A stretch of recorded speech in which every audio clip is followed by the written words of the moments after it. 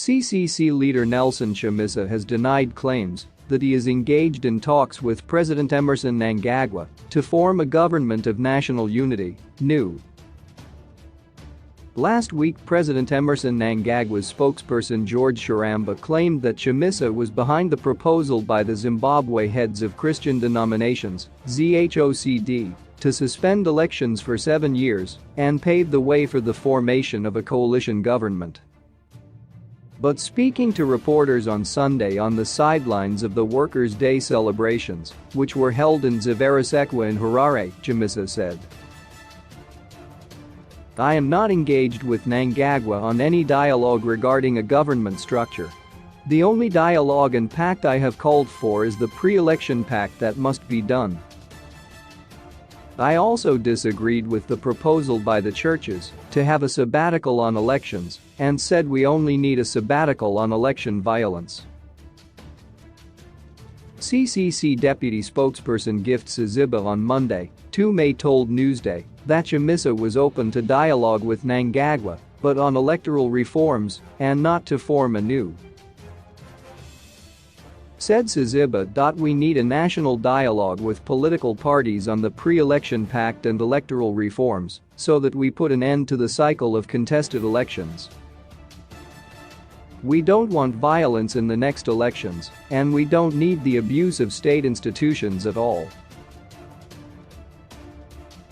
We don't want a political dialogue to share power. We want dialogue with all political parties, and ZANU-PF being our major opponent, on electoral reforms." Chamisa has never refused a dialogue with all political parties on electoral reforms. Political analyst Maxwell Songwim also told Newsday that Chamisa and Mnangagwa need to talk to each other for the sake of the nation's progress. He said, "The socio-economic and political challenges facing the country cannot be unlocked by political science. After every war, people engage in dialogue. Even after independence, we engaged in dialogue.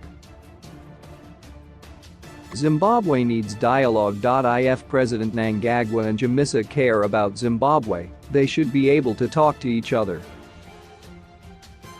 I don't find any wisdom in one saying they don't want to talk to the other. Even for the electoral reforms, there is a need for dialogue.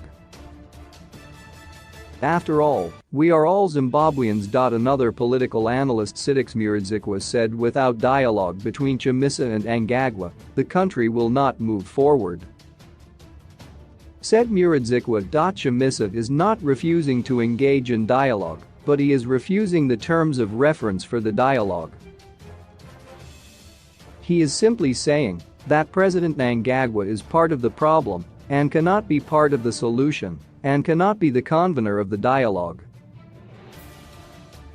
That is the major reason he is refusing to talk to Mnangagwa.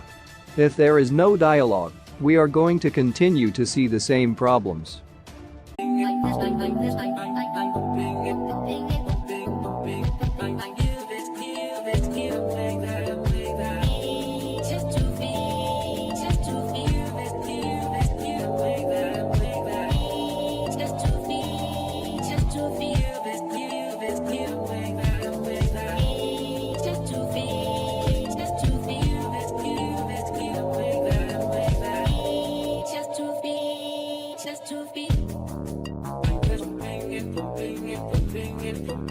I'm the straight